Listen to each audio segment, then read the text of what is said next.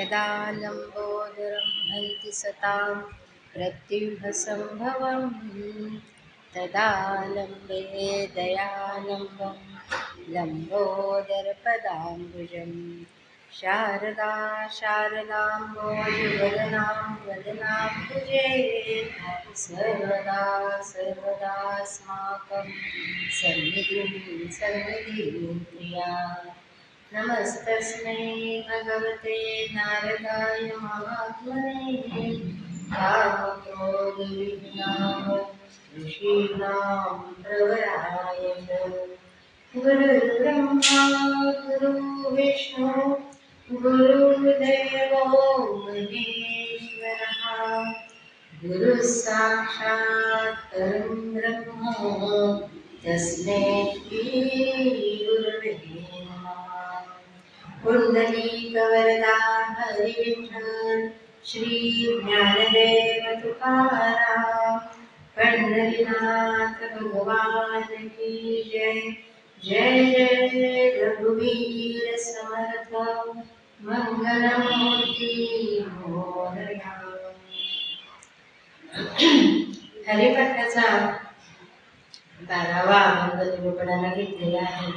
आतापर्यंत माऊलींनी या अभंगातनं आधीच्या नाम घ्या, नाम कसं घ्या, कुणाचं घ्या, कशासाठी घ्या, भगवंताची अद्वैत सत्ता आणि एकमेव भगवंतच आहे आणि त्याचं कार्य म्हणजे जगत चालवणे हे त्याचं कार्य आहे, अशी वेगवेगळी माहिती देऊन आता या अभंगात ते काय सांगतात आपण हे बघूया. तीर्थव्रत नेम भावे वेळ सिद्धी वाव्याची उपाधी करीती जना भाव बळे आकळे एरवी ना कळे करतरी आवळे तैसा हरी पारियाचा नवा गीता भूमीवरी यज्ञ परोपरी साधन तैसे ज्ञानदेव म्हणे निवृत्ती निर्गुण दिधले संपूर्ण माझे हाती. या अभंगाचं सूत्र म्हणा किंवा काय सांगितलंय तर हरिनामाविषयी मानसिक साधना म्हणजे अंतरंगातली साधना. अंतरंगातलं इंद्रिय कोणतं आहे तर मन. इतर बाह्य साधनांचा भक्तीत अनुपयोग होतो. सद्गुरू गुणातीत आहे आणि माऊलींनी आपल्या गुरुचे आभार मानलेले आहेत या अभंगात. म्हणजेच प्रत्येक साधकाने आपल्या गुरुबद्दल नितांत श्रद्धा आणि भक्तिभाव ठेवला पाहिजे हे माऊलींनी आचरण करून दाखवलेलं आहे. सरळ अर्थ काय आहे अभंगाचा? पुष्कळ तीर्थयात्रा व्रत वैकल्ये अनेक नियम यांचे आचरण केले, नेम केले व सिद्धी मिळवली तरी सर्व या उपाधीच ठरतात. म्हणजे हे कर्ममार्गीच जातं. मग कर्ममार्गी गेल्यानंतर काय होतं ते फेडावंच लागतं. कर्म हे कर्मफळ दिल्याशिवाय शांत बसत नाही, हा नियम. त्याप्रमाणे हे सर्व उपाधी होतं. म्हणून साधने ही कशी आहेत? 2 प्रकारची आहेत. साधने म्हणजे भगवंताकडे जाण्याची साधने. मग ही 2 प्रकारची साधने कोणती आहेत तर अंतरंगी साधन एक आहे आणि बहिरंगी दुसरं आहे. मग अंतरंगी साधनामध्ये हरिनामस्मरण हे प्रामुख्याने येतं आणि हे एक आणि एकमेव साधन आहे. बहिरंगी साधनामध्ये व्रत, तीर्थयात्रा, नेम, नियम अशा बऱ्याच गोष्टी याच्यामध्ये बहिरंगीमध्ये येतात. अंतःकरणात आत्मज्ञान व बाहेर सगुण भगवंताचे प्रेम या 2 साधनांनी साधक हा पूर्णत्वाला पोचतो. पूर्णत्वाला पोचतो म्हणजे काय तर भगवंत त्याच्या हातात येतो किंवा भगवंताची प्राप्ती होते. भावा वाचून तीर्थ व्रत नेम इत्यादी साधने परमानंद सगुण श्रीहरीची प्राप्ती करून देत नाहीत किंवा हे सिद्ध होत नाही. भावानेच तळहातावरील आवळ्याप्रमाणे भगवंताचे आकलन होऊ शकते. म्हणजे अध्यात्मामध्ये आवळ्याचं उदाहरण एक दिलेलं आहे की तळहातावर जर आवळा ठेवला तर त्याचं सगळीकडनं निरीक्षण करता येतं आणि एका कन्क्लुजन मध्ये जाता येतं. त्याप्रमाणे या भावनेने तळ हातावरील आवळ्याप्रमाणे भगवंताचे आकलन होऊ शकते. भगवंत जर आपल्याला भगवंताचं आकलन झालं नाही किंवा त्याची अद्वैत सत्ता जर आपल्याला कळली नाही तर आपण भक्तीमध्ये पुढे जाऊ शकत नाही. मग भक्तीमध्येच पुढे गेलं नाही तर भगवंत प्राप्ती होतच नाही. म्हणून भगवंत आकळावा लागतो आधी. दुसऱ्या कशाने हे होत नाही. पुढच्या चरणात म्हणतात की पाऱ्याचे उदाहरण त्यांनी दिलेले आहे. पारा भूमीवर पडला आणि तो उचलून घेण्याची खटपट केली. कितीही प्रयत्न केला, जितका प्रयत्न करावा तो त्या पाऱ्याचे आणखी बारीक बारीक कण होत जातात. पण कण काही हाती येत नाही, म्हणजे पारा हाती येत नाही. तशी ही बाकीची साधना काही हाती येत नाही. सर्व प्रयत्न व्यर्थ जातो. त्या बाह्य साधनाने परमानंद रूप सगुण भगवंताची प्राप्ती होत नाही. इतर साधनांनी केवळ दगदगच होते असं माऊली म्हणतात. दगदग होते, त्रास होतो आणि सर्व निरर्थक होतं. निरर्थक होतं म्हणजे काय, तर भगवंताची प्राप्ती होत नाही. कुठलीही गोष्ट केली तरी काहीतरी हे मिळत तरी असतं, नाही तर सुटत तरी असतं. तसं ही बाकीची साधना करून जर आपण भक्ती करतो असं जर म्हटलं तर ते होत नाही. सर्व प्रयत्न हा अहंकारानेच होतो. म्हणजे मी व्रत केलं, मी नेम केले, मी तीर्थयात्रा केली, इथं अद्वैत सत्ता येतच नाही. इथं मी आणि तू पणाची बोळवण होतच नाही, द्वैतच राहतो, अहंकार होतो. आणि अहंकार आहे तोपर्यंत भगवत प्राप्ती होत नाही. भगवंताशी निर्विकल्प ऐक्य होत नाही.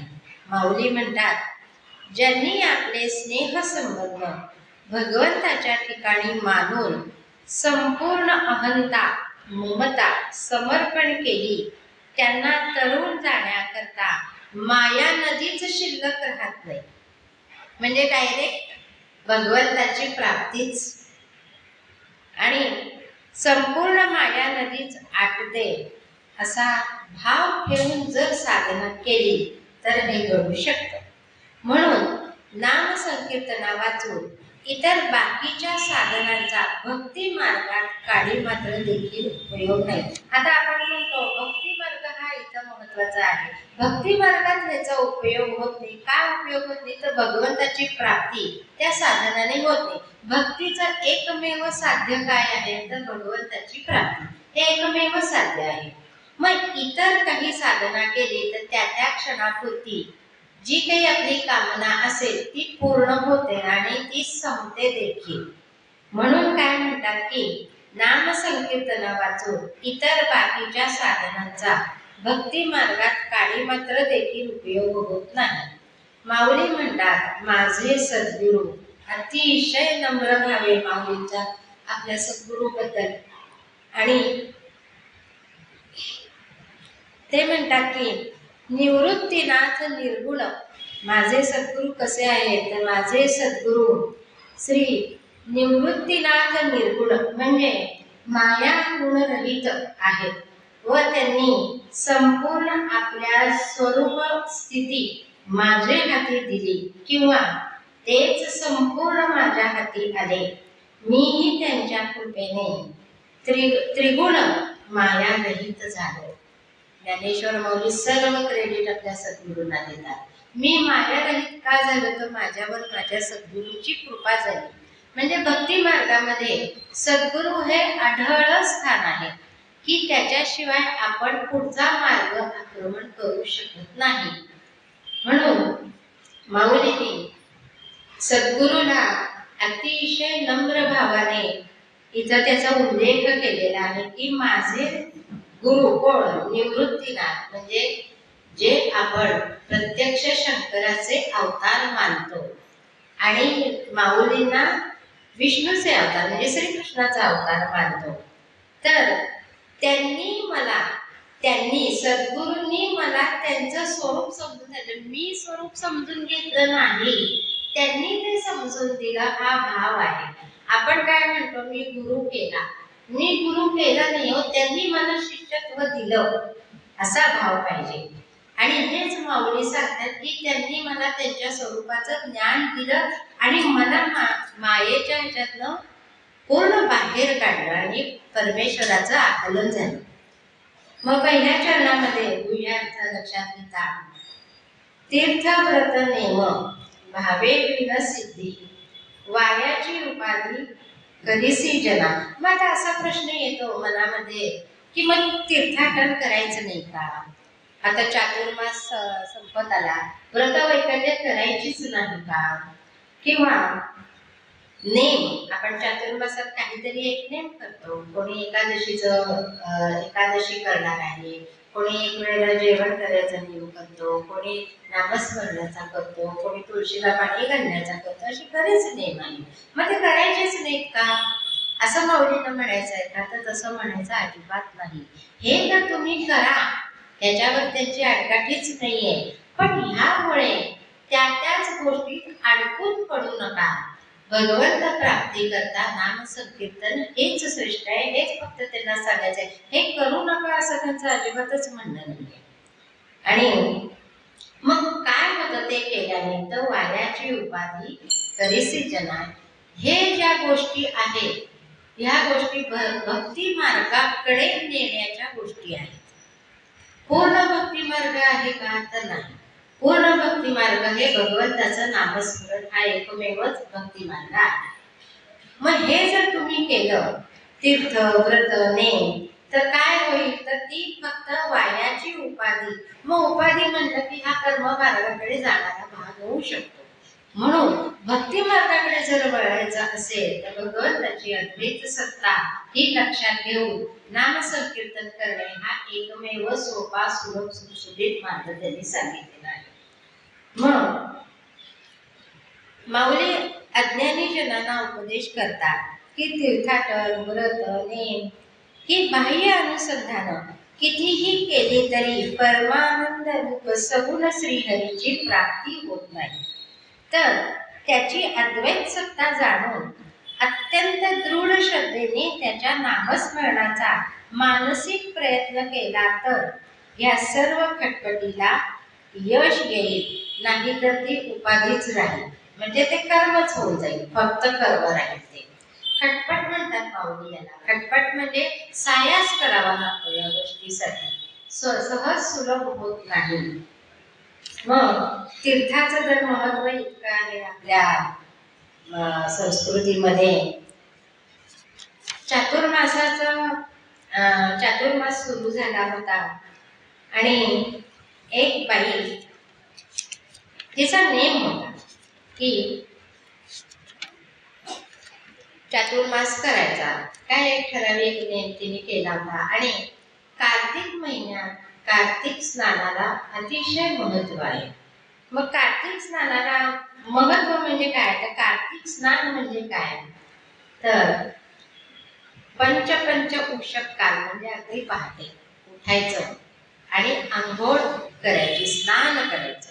आंघोळ म्हणजे बडाबडा पाणी अंगावर ओतून घेणे, त्याला आंघोळ म्हणतात. स्नान म्हणजे अगदी व्यवस्थित तेल लावून न लावून वगैरे यथासांग करतो तसं स्नान करायचं, जेणे देह शुद्ध होईल आणि मन तरतरीत होईल, असं स्नान करायचं.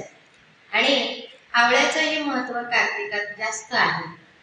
आवळी भोजन वगैरे करतात कार्तिकात. तर ह्या बाईचा नेम होता कार्तिक स्नान करायचं. तिच्या मनात आलं की आपण गरीब होती तशी, काही फार श्रीमंत वगैरे नव्हती, आणि मुलाला म्हणाली की मला तीर्थराज प्रयागला जावंसं वाटतं आहे आणि तिथे कार्तिक स्नान करेन आणि हा कार्तिक महिना मी चातुर्मासाचा तिथे व्यक्त करेन.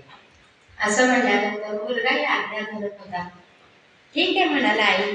मुलाचं लग्न झालेलं होतं आणि मी तुला, ही अगदी जुनी गोष्ट आहे, घडलेली गोष्ट आहे, आणि मी तुला तिथेपर्यंत सोडायला येतो. पूर्वीची मुलं तसं करत होती. आताच्या मुलांना वेळच नसतो. कारण का, सर्व्हिस आणि जाणे येणे याच्यात ते इतके व्यस्त असतात. हा काळाचा महिमा आणि याच्यात दोष कोणाचाच नाही. आणि तो म्हणाला, ठीक आहे आई, मी तुला तिथपर्यंत सोडून येतो. सगळी बांधाबांध झाली, जायचं आता काशी प्रयाग तीर्थाला जायचं. पूर्वीचं तीर्थाटन आहे, आपल्या आपली वळकटी हातोडाची घ्यायची, थोडा शिधा बरोबर घ्यायचा आणि तिथं स्वयंपाक करून जेवण वगैरे करायचं. आताच्यासाठी हॉटेल्स तेव्हा उपलब्ध नव्हती. मग सुनेनी थंडीचे दिवस आहेत म्हणून डिंकाचे लाडू करून दिले सासूबाईला. जरा ही दुर्मिळच गोष्ट झालेली आहे हल्ली, की सासूबाईला सुनेनी करून द्यायचं म्हणजे ही थोडीशी कुठेतरी दंतकथा वगैरे वाटायला लागलेली आहे. परंतु हा काळ काही तसा नव्हता. सुनेनी लाडू वगैरे करून दिले आणि ही बाई निघालेली आहे. मजल करीत प्रयाग तीर्थला पोहोचले आणि गंगेच्या काठी झोपडी वगैरे अशी बांधून दिली. छान एक महिनाभर 2 महिना टिकेल अशी बांधून दिली मुलांनी. आणि आई, आता तू उलटी तुझं व्रत आणि तीर्थयात्रा काय आहे तर तू कर. आणि असं सांगून मुलगा निघून गेला आणि सांगितलं, मी परत घ्यायला येतो, मी तुला परत घ्यायला येतो, तू काळजी करू नको, तुझं व्रत आणि व्यवस्थित कर. मुलगा इकडे आपल्या घरी आला. ह्या बाईचा नेम सुरू झाला. सकाळी लवकर उठावं, नदीवर जावं, स्नान करावं, अर्घ द्यावे, काय तिथली स्तोत्र वगैरे ती म्हणाली, घरी यावं, देवपूजा वगैरे करावी आणि सकाळचं जे काही नेम आहेत, जप जाप्य जे आहे ते करावं. दुपारच्या वेळेत जेवायची वेळ झाली की त्याच्या आधी थोडंसं स्वयंपाकाला लागावं. एकटीचा स्वयंपाक काय असणार आहे तो स्वयंपाक करावा. कोणी आला असलं तर त्याला द्यावा घासभर, आपण जेवावं, थोडी वामकुक्षी करावी आणि मग परत संध्याकाळच्या कार्यक्रमाला लागावं की एखादी पोथी वाचन करावं. शेजार पाजारचे जे लोक होते तिथेही बरेच जण असे आलेले होते.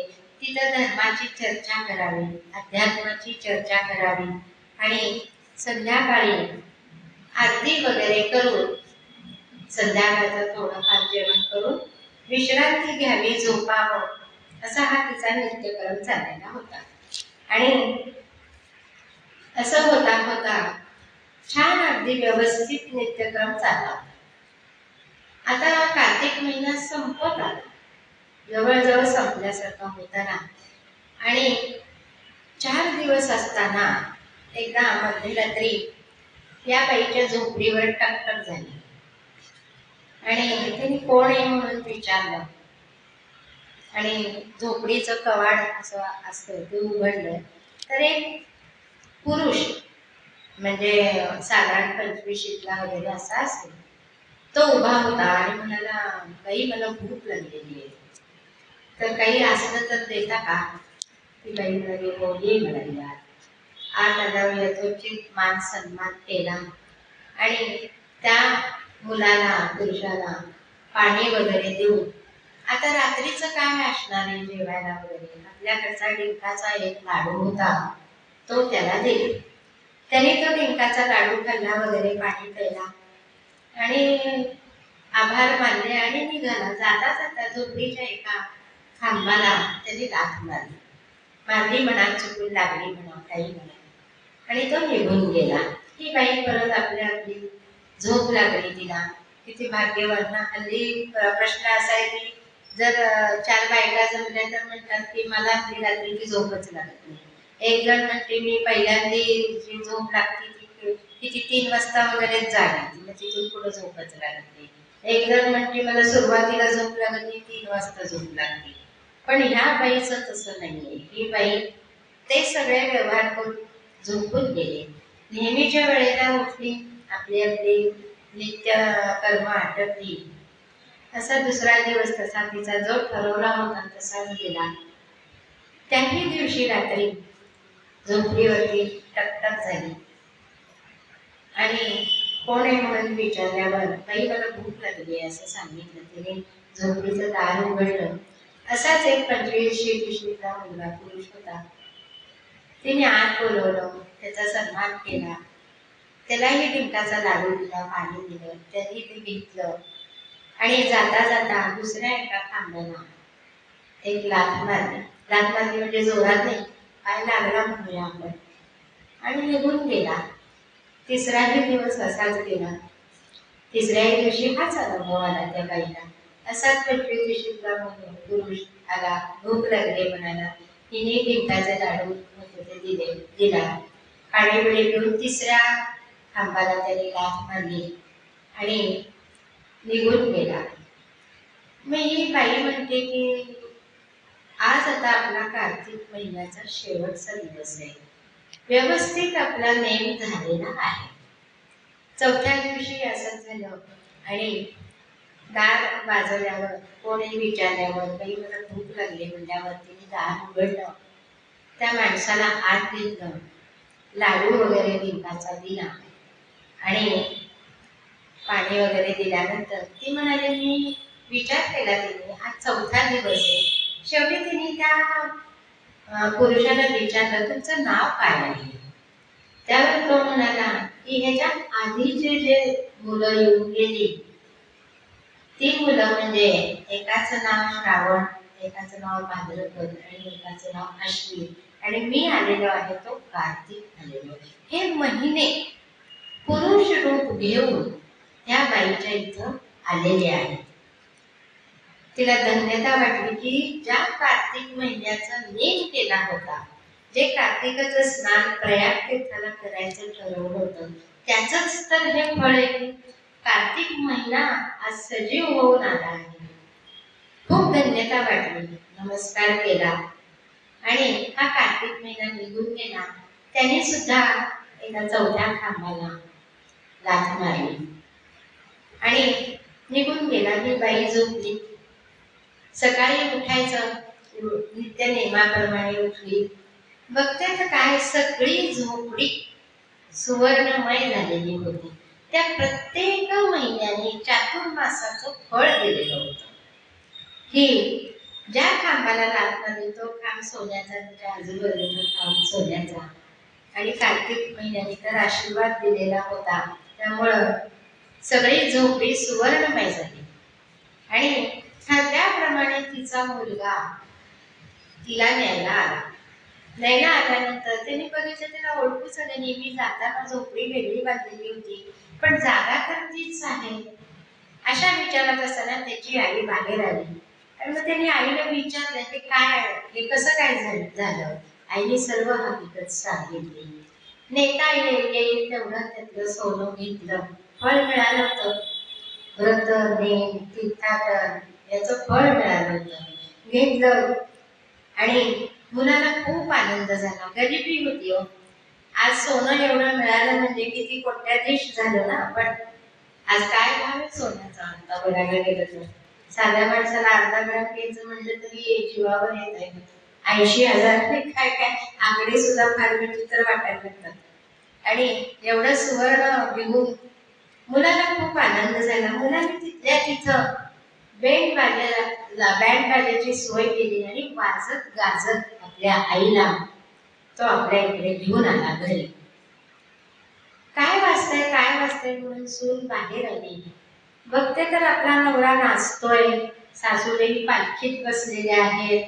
हे कसं काय झालं असं ती विचार करते. पालखी उतरवली, बाई आत आली आणि घडलेली सगळी हकीकत तिने मुलाला जी सांगितली होती ती परत सुनेला सांगितली.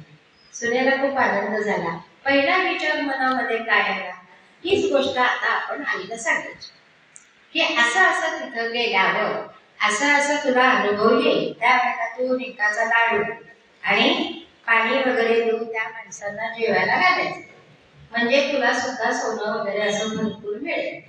मग तिचा अर्थ ह्याच्यातला काय काढला. आणि तिने आपल्या आईला हे सगळं सांगितलं. या बाईने याचं उद्यापन वगैरे केलं. व्रत, नेम, वैकल्याचं उद्यापन करावं लागतं. तसं केलं. सगळ्यांना ही गोष्ट कळली. घरात आनंद झाला. असं होता होता वर्ष झालं. या सुनेने आईला परत आठवण केली, तुला सांगितलं होतं की नाही मी की तू असं असं प्रयागराज तीर्थराज आहे तिथं जा आणि जे जे माझ्या सासूबाईंनी केलं ते सगळं तू कर, म्हणजे तुला सुद्धा खूप संपत्ती मिळेल. की बाई बरं म्हणाली. मनात भाव अजिबातच तीर्थाटनाचा नव्हता, नेमाचा सुद्धा नव्हता, पण सोनं मिळणार आहे या ह्याच्यावरती ही बाई निघाली.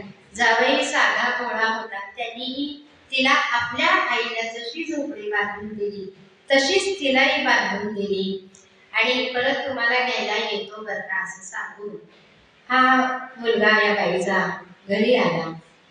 होता होता महिना होत आला. या बाईचं कार्तिक स्नान एक दिवस सुद्धा झालं नाही. कारण का मनामध्ये या गोष्टीचं महत्वही पटलेलं नव्हतं आणि ती आवडही नव्हती. अहो भगवंताचं नाव घ्यायचं म्हणलं तर ती त्याची इच्छा असावी लागते की तू माझं नाव घे तरच ते नाव घेतलं जातं. आज आपण इथं ऐकायला आलात, मी इथं सांगायला आले ही माझी इच्छा किंवा तुमची इच्छा नाहीये, ही भगवंताची इच्छा आहे की तू हे कर आणि तुम्ही हे करा, म्हणून आपण दोघं समोरासमोर आलेलो आहोत. तसं या बाईच्या मनात भावच नाही काही आणि ती वाट बघते. आता 4 दिवसच राहिले, मोजते आपले आज 15 दिवस झाले, 16 झाले, आता 4 दिवसच राहिले. परंतु भगवंत सगळ्यांना संधी देत असतो. त्याप्रमाणे 4 दिवस असताना दात कोठावलं आणि तिने कोण आहे म्हणून विचारल्यावर बाई मला भूक लागली. तिने दात न उघडता सांगितलं, आता मध्यरात्री कोण तुला स्वयंपाक करून घालणार, माझा मलाच करता येत नाही, मलाच कोणीतरी आणून द्या, मी तुला कुठून देणार. असे अपशब्द बोलल्यानंतर तो मनुष्य निघून गेला. अशा 3 रात्री झाल्या. 4थ्या रात्री कार्तिक महिना आला आणि त्याने विचारलं, बाई मला भूक लागली, दार उघडता का. त्यावर हेच उत्तर त्याला सुद्धा मिळालं की मी काय इथं सगळ्यांची मोलकरी नाही का की सगळ्यांना स्वयंपाक करून घालायला हवं आणि आता रात्री किती रात्र झालेली, झोपायची वेळ आहे की जेवायची वेळ आहे का. त्यालाच तत्वज्ञान शिकवलं गेलं आणि त्यावर तो म्हणला ठीक आहे बाई तू आहे तशीच राहा. मनातून असा शाप दिला. या बाईला मनातून आशीर्वाद दिलेला होता. या बाईला मनातून शाप दिला की तू गाढवीण हो, कारण हा गाढवासारखंच कृत्य आहे ना, तू गाढवीण हो. झाला. हा मनुष्य निघून गेल्यानंतर ही बाई गाढवीण झाली. आता इथं शब्दशः अर्थ आपण घ्यायचं नाही. गाढव गाढव काय असतं, निर्बुद्ध असतं, तशी ती निर्बुद्ध झाली आणि जावई बरोबर त्यावेळेला न्यायला आला. न्यायला आल्यानंतर त्याला कुठे दिसेच ना सासू अशी काय आहे. शेवटी कशी तरी खून पटली आणि तो तिला घेऊन आला. घेऊन आल्यानंतर ह्या मुलीला म्हणजे त्याच्या बायकोला वाटत होतं आई पण अशीच वाजत गाजत येईल जशी आपली सासू आली होती तशी, परंतु असं काहीच दिसेना. उलट त्या गाढवाच्या शेपटीला कोण दोऱ्या बांधतंय, कोण दगड मारतंय, कोण काय करतंय, असं करत करत ही बाई आली. तिला या बाईला आपली मुलगी सुद्धा ओळखता येत नव्हती आणि अशी विचित्र तऱ्हेने आल्यानंतर या मुलीला वाईट वाटलं की हे असं कसं काय झालं. असा विचार करता करता त्या गावामध्ये एक जण ध्यान लावून सांगण्याची त्यांना एक कला होती. त्या माणसाला बोलावलं की हे असं कसं झालेलं आहे बघा.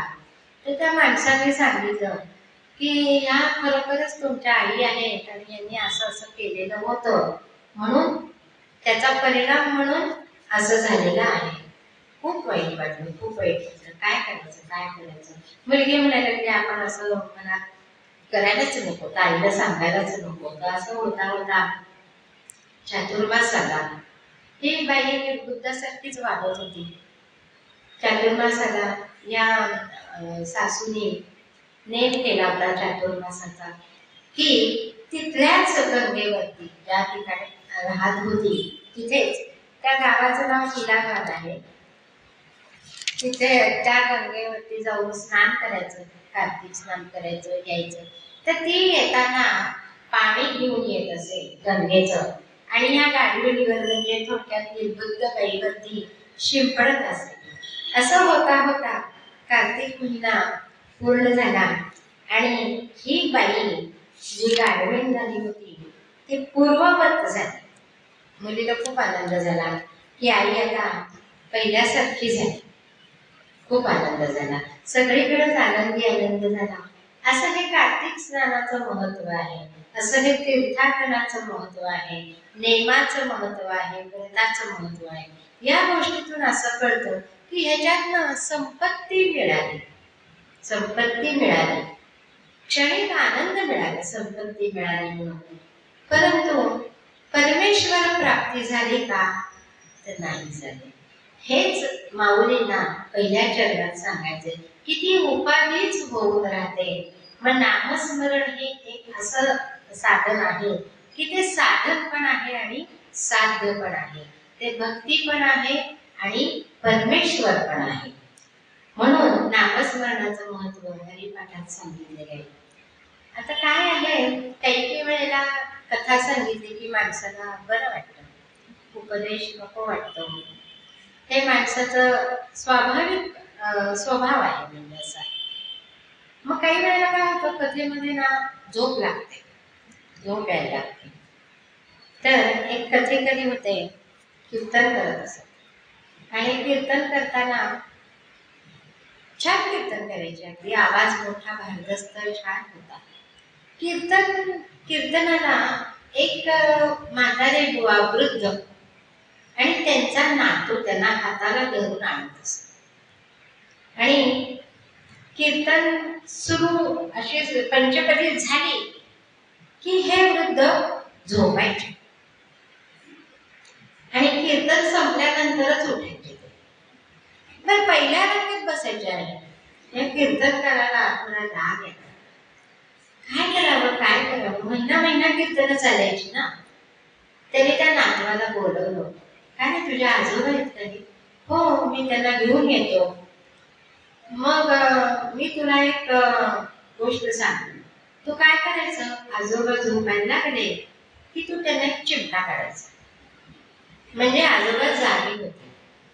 आणि या बदल्यात तू जेवढे चिमटे काढशील तेवढी तुला मी 4 आण्याची चॉकलेट देईल किंवा 4 आणे देईल.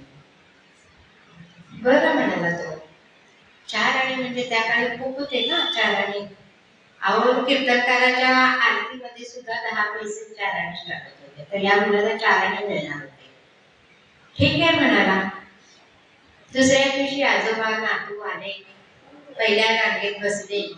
कीर्तन पंचपदी सुरू झाले की हा वृद्ध मनुष्य म्हातारा झोपा काढायला लागला. तो झोपला की हा त्याचा नातू एक बारीक चिमटा काढायचा की तो खडबडून जागा व्हायचा. असं होता होता ते कीर्तन संपूर्ण कीर्तनभर ते आजोबा जागे राहिले. असा दुसरा दिवस झाला. या मुलाला मात्र छान 4 आणे छान मिळाले अगदी. तिसऱ्या दिवशी आजोबा म्हणतात मला चिमटा का काढतोय बरं. मग चिमटा काढला की ते सबंध कीर्तनभर झोपलेच नाही. या मुलाला एकदाच चिमटा काढण्याची 4 आणे मिळाली. घरी गेल्यानंतर त्यांनी विचारलं मुलाला, काय तू असं का करतोयस? त्यांनी सांगितलं असं असं आहे. ठीक आहे म्हणाले.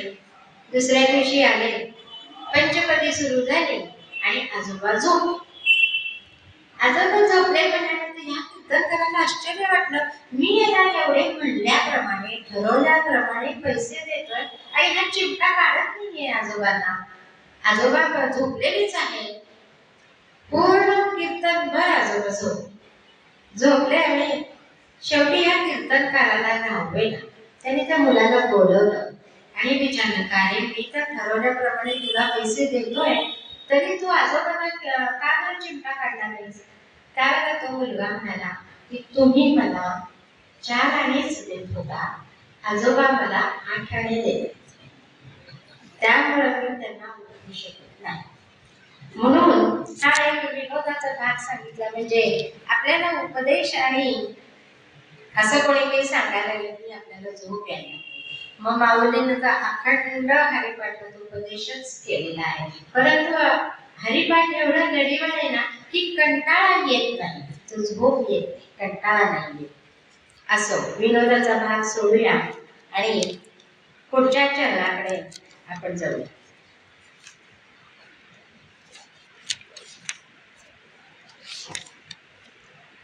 पुढच्या चरणामध्ये माऊली काय म्हणतात?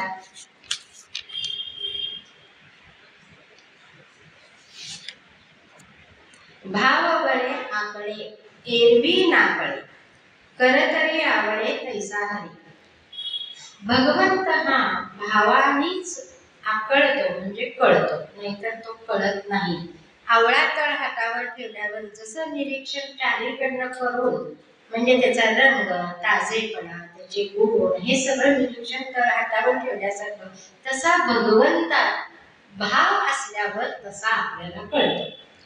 श्रीहरी प्राप्ती हा कर्माने प्राप्त करण्याचा विषय नाही, म्हणून तो कोणत्याही कर्माने प्राप्त होत नाही. परमेश्वर प्राप्ती हा कर्माचा विषयच नाही, हा भक्तीचाच विषय आहे. कर्म उत्पन्न होते व नाश पावते, तसेच त्याचे फळही उत्पन्न होते व नाश पावते. म्हणून परमात्मा नित्य आहे, म्हणून त्याच्या प्राप्तीचं साधनही नित्यच असायला पाहिजे. मग भगवंताशिवाय दुसरी कुठलीच वस्तू नित्य नाही, म्हणून तो स्वतःच्या प्राप्तीचे साधन होऊ शकतो. म्हणजे त्याचं नामस्मरण, भगवंताचं नाम हेच त्याचं साधन आहे. भगवंताची नामरूपे, नाम आणि रूप दोन्ही बघा हे नित्यच आहे, त्यामुळे त्याची अद्वैत सत्ता ही नित्य आहे. त्याची अद्वैत सत्ता ओळखून दृढ विश्वासाने नामस्मरण केल्यास त्याची प्राप्ती होऊ शकते. हातात प्रत्यक्ष आवळा असावा, त्याप्रमाणे मन दृढ श्रद्धेने निश्चंब होते आणि निस्सीम प्रेमयुक्त अखंड नामस्मरणाने चित्त भगवदाकार होते. भक्तिभावानेच श्रीपती आकळला जातो. अंतरंग म्हणजे भाव हा अंतरंगात आहे. अंतर म्हणजे मन मुख्य अचूक साधन आहे, म्हणून अखंड भगवत नामस्मरण असा दृढ विश्वास पाहिजे.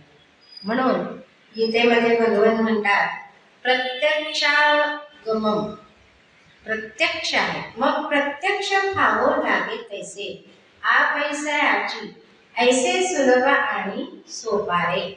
मग प्रत्यक्षाचा अर्थ काय? तर श्रीहरी वाचून इतर पदार्थास जाणताना जाणणारे अंतःकरणच तद्रूप होते व जाणला जाणारा पदार्थ हे अलग राहत नाही, म्हणजे याला प्रत्यक्ष होणे असे म्हणतात. श्रीहरी प्राप्ती भावबळाने इतकी प्रत्यक्ष होते की जितके आपण आपल्याला प्रत्यक्ष आहोत तितकाच श्रीहरी प्रत्यक्ष होतो. म्हणजेच आपण श्रीहरी होतो किंवा परमानंद रूप होतो. यापेक्षा प्रत्यक्षतेतही ती सुद्धा दूरच राहते. म्हणजे काय की नामामध्ये इतकं बळ आहे की नामस्मरण करता करता भगवंत स्वरूप प्राप्त होते, असा याचा थोडक्यात अर्थ आहे. एक साधारण 500-550 वर्षापूर्वीची ही घडलेली कथा आहे आणि चैतन्य महाप्रभू हे श्रीकृष्णाचे अवतार मानलेले आहेत. त्यांच्या काळातली ही गोष्ट आहे. एक हरिदास ठाकूर म्हणून गृहस्थ होते आणि हरिभक्ती करणे हा त्यांचा नेम होता. जातीने ते मुसलमान होते, परंतु नाम मात्र कृष्णाचं घेत होते. हरे राम हरे कृष्ण हा त्यांचा मंत्र होता, महामंत्र. आणि त्यांचा नेम असा असायचा की ते रोज 3 लाख, 3 माळा नाही, 3 लाख जप. आपण 3 माळा करायला लागलो तर बापरे किती केला जप असं म्हणतो, कारण का आपलं मन जागेवर नसतंच, आपल्याला व्यवधानच अतिशय असतात. परंतु ह्या गृहस्थाचं तसं नाही. गृहस्थ नाही येते म्हणजे प्रापंचिक नाही येते, लहानपणापासूनच आवड होती आणि 3 लाख हा जप ते करीत असत. त्यासाठी त्यांना किती वेळ लागत असेल तर 22 तास. 22 तास त्यांना हा जप करायला लागत असत. उरलेले 2 तास त्याच्यात ते त्यांचं अग्नी उरकणे, जेवण करणे, झोपणे वगैरे ज्या काही त्यांच्या गरजा होत्या त्या भागवत असत. मग आता असा विचार केला, 22 तास त्या जिभेला इतकं वळण लागलं असेल ना की ते 2 तास सुद्धा त्या अंतरंगात जपच करत असतील ना.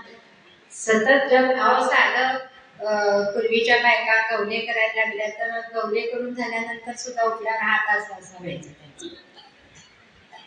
सांगायचा हेतू काय की 22 तास ही व्यक्ती जप करते तर अंतरंगामध्ये ह्याचा जप निश्चितपणे चाललेला असेल. आणि ते जप कसे करत असत तर पहिला 1 लाख जप हा मनात करत असत. दुसरा 1 लाख जप थोडा मोठ्याने वैखरीने. तिसरा 1 लाख जप अजून थोड्या मोठ्या वैखरीने करत असत. त्यांचा जप हरे कृष्ण हरे राम हरे कृष्ण हरे राम असा होता. जप करून ते इतके पवित्र झालेले होते जप करून की गंगेमध्ये स्नान केल्यानंतर पाप धुतली जातात, परंतु यांच्या दर्शनाने त्यांच्या सहवासात आलेली व्यक्ती ही परमेश्वराची भक्त होऊन जात होते. इतकी शुद्ध होत असे, इतका हा मंत्राचा महिमा होता. आणि बरेच वर्ष म्हणजे हयातभरच त्यांनी हा जप केलेला होता. आणि त्यांच्याकडे बघितलं तरी ती व्यक्ती भक्त होत असेल. एका मुस्लिमाने त्यांना सांगितलं की तू मुस्लिम आहेस आणि हरे कृष्ण हरे रामाचा जप करू नको, तू आपलं पुराण वाच, अजून काय काय आहे ते कर. त्यांनी हे ऐकलं नाही आणि ते हाच जप करत होते. ही बातमी तिथल्या नवाबाला कळली. तो म्हणला बघू काहीतरी करूया ह्याच्याबद्दल. तो आपला धर्म पाळत नाहीये का. त्या दरम्यान गावातल्या लोकांनी मुसलमानांनी थोडक्यात एका नृत्यांगनेला, ती अतिशय सुंदर लावण्यवती होती, तिच्याकडे जाऊन तिला सांगितलं की आम्ही तुला भरपूर पैसे देतो. एखाद्या सत्कर्मामध्ये पैसे व्यस्त होत नाही, घालवणार नाही, पण दुसऱ्याचं वाईट कसं होईल यासाठी आम्ही तुला पैसे देतो आणि तू या हरिदासाचं पावित्र्य भंग कर. तिचं नाव हिराबाई. आणि ही बाई म्हणाली की ठीक आहे, मी एवढी सुंदर आहे की माझ्या सानिध्यात आलेला मनुष्य स्वत्व गमवून वेडा होतो. तर या माणसाला हरिदास नावेना त्याला 3 दिवसात मी हिरा दास करेन, गमेंट सौंदर्याची. आणि ही बाई या हरिदासाकडे आली. हरिदासाकडे आल्यानंतर त्यांनी स्वागत केलं तिचं. ती म्हणाली सरळ सरळ तुम्ही सांगितलं की मला तुमच्याशी लग्न करायचं आहे, समागम करायचं आहे. त्यावेळेला ते म्हणजे माझा जग चालू आहे, आता माझा जग झाल्यानंतर मी तुमच्याशी बोलतो. ठीक आहे म्हणाली. किती वेळ जप करेल हा माणूस. थोडा वेळ जप अखंड चालू होता. 22 तास झाले. या माणसाची बैठक सुद्धा, पाय सुद्धा एकदा उभा केला एकदा आडवा केला अजिबात नाही. आपण खाली आता जेवायला खाली बसत नाही मांडी घालून, आपल्याला टेबल खुर्ची लागते. आणि हा मनुष्य 22 तास एका आसनी जप करत होता. ही भगवंतांनी दिलेली शक्तीच आहे, दुसरा तिसरा ह्याच्यात काहीच नाही. आणि ही बाई कंटाळून गेली. तिला जांभया घ्यायला चंचलच आहे ना, तिला बसणं हे माहितीच नाही.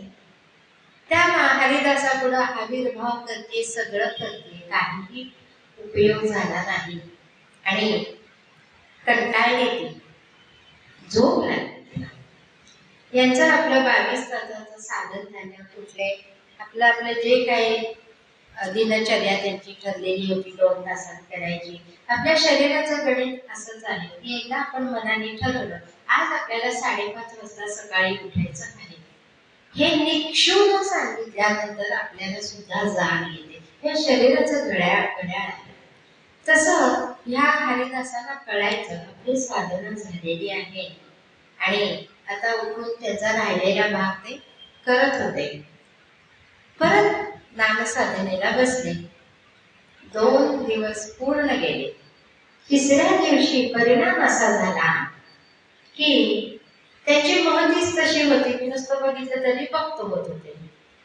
तिसऱ्या दिवशी ही बहिणी साष्टांग नमस्कार घातला आणि म्हणाले की मला तुमचा भक्त करून घ्या, भक्त करून घ्या.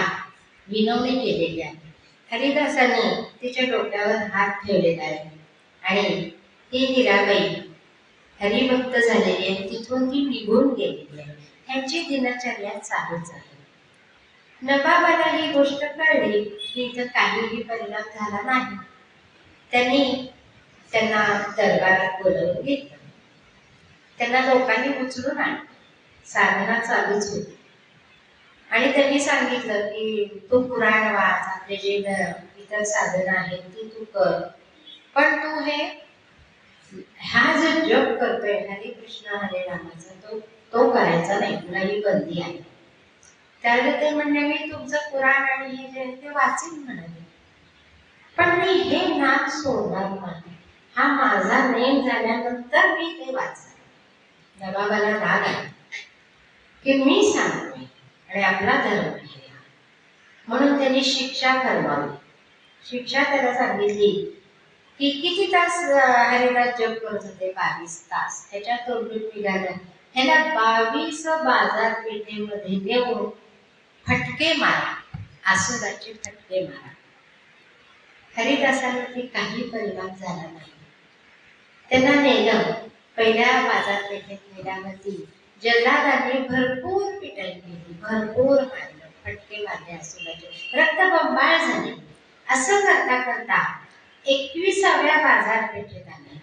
गलित गात्र शरीर झालं होतं, परंतु नामस्मरण मात्र चालू होतं. कारण का ते अंतरंगातलं साधन आहे. अंतरंगामध्ये आपण सुद्धा काम करताना जर ठरवलं तर आतमध्ये जग हा चालू राहू शकतो. सवय करायला पाहिजे. आणि त्यांचं जग चालूच होता. फटके मारले, बेशुद्ध झाले. आता बहुतेक मेलेच म्हणून 22व्या बाजारपेठेत न्यायची आवश्यकता भासणारच नाही असं जल्लादांना वाटलं.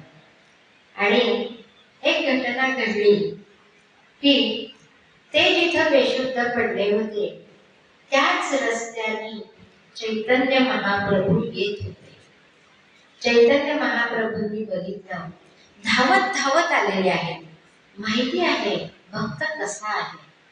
धावत धावत आले, उचलून घेतलंय आणि जगन्नाथपुरीच्या तिथली ही गोष्ट आहे तिथे नेलेलं आहे. आणि काय परमेश्वराचा हात लागल्यानंतर जाणीवा सजीव झाल्या.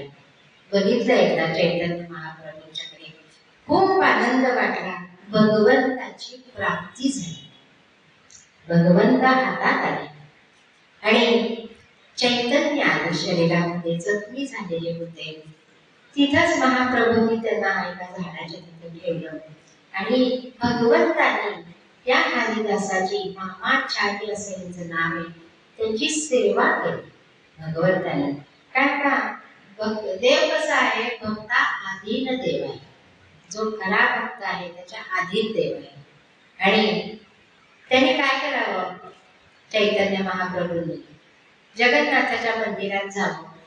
जगन्नाथाचं ते दात घासण्याचं ते दातून म्हणतात ते घ्यावं, ते आणून द्यावं आणि या भक्ताचे दात घासावे, प्रसाद द्यावा.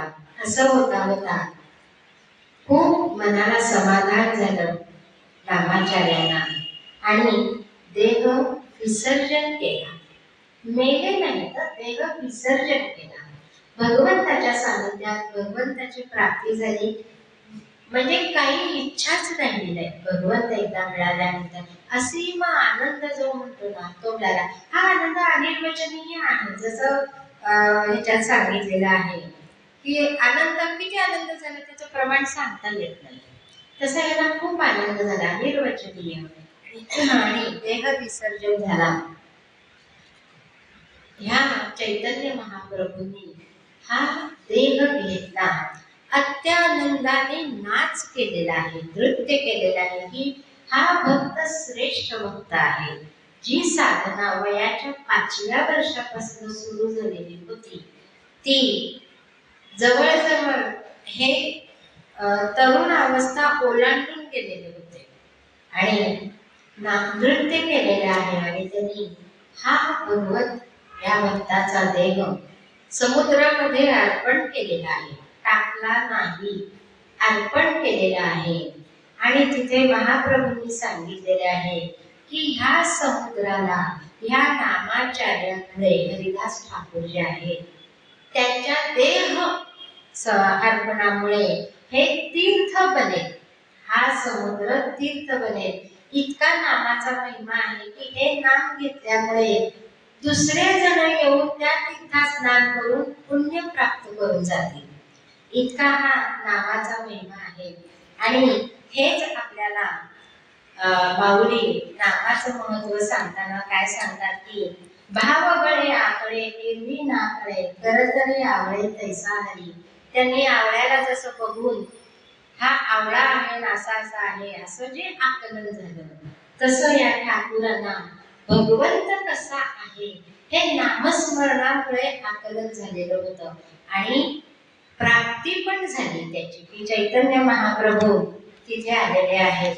पुढच्या चरणामध्ये माऊली म्हणतात की पारियाचा रवा घेता भूमीवरी यज्ञ परोपरी साधना तैसे. इतर बाह्य साधनांचा भक्तीत अनुपयोग होतो. शास्त्राने तीर्थाटनादी साधने जरी कर्मरूप आहेत असे सांगितले, त्याने परमेश्वर प्राप्तीची आशा करणे म्हणजे जमिनीवर सांडलेला पारा वेचू म्हटल्यासारखे आहे. जमिनीवर पारा सांडला तर काय होईल, तो वेचताच येत नाही हो. कसा तर जमिनीवर सांडलेला पारा वेचायला गेले असता पारा हाताला न लागता त्याचे बारीक बारीक कण रव्यासारखे होतात व तो हातातून निष्ठून जातो.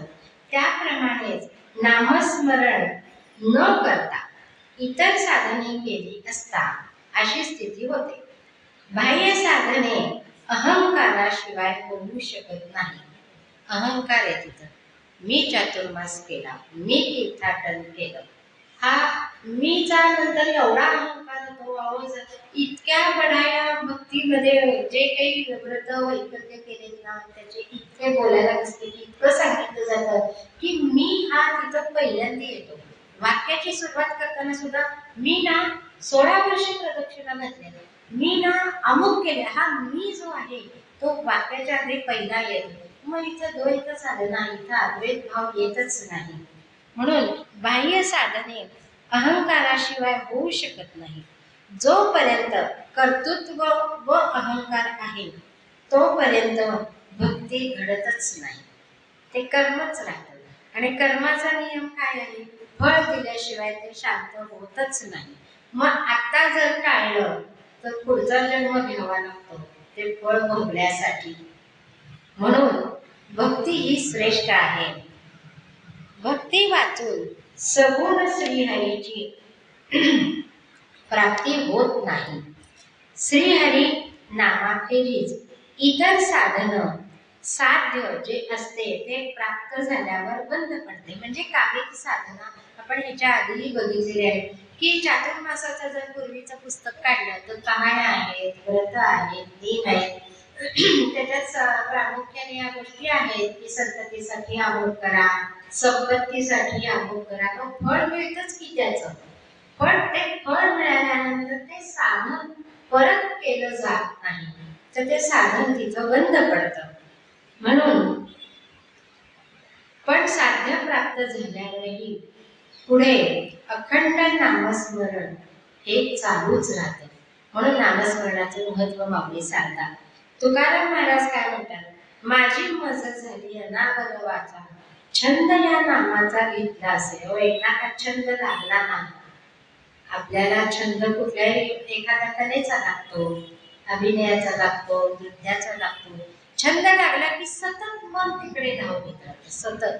तसं नामाचा छंद झाल्यावर काय होतं तर माझी मज झाली अनावर वाचा छंद या नामाचा वेतन असेल. नीट बीज आणि फळ हरीचे नाम आहे.